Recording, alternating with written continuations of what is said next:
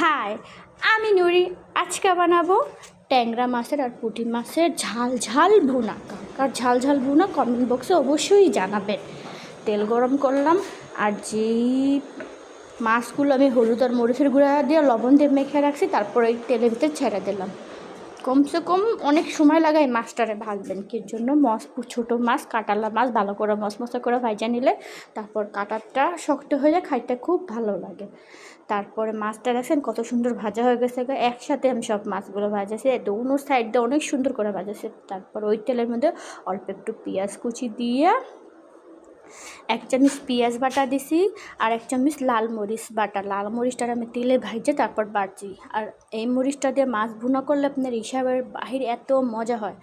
তারপর অল্প একটু লবণ দিয়ে, হলুদের গুঁড়া কোনো কিছু দিই নেই, আপনারাও দেবেন না, কে লাগে এই মাছ ভুনার মধ্যে হলুদের টেস্টটা মানে খাবারের টেস্টটা চেঞ্জ করে ফেলে। তারপর অল্প একটু পানি দিয়ে সুন্দর করে মশলাটা কষানোর পর দেখেন কত সুন্দর, মানে কি বলবো, কি সুন্দর যে ঘ্রাণ আসতেছে, আপনাকে হিসাবের বাইরে বলতে পারবো না।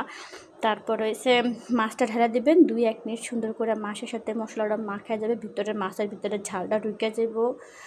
তারপর শুকনো শুকনো হয়ে গেলে নামাই ফেলবেন পুঁটি মাছ ঝাল।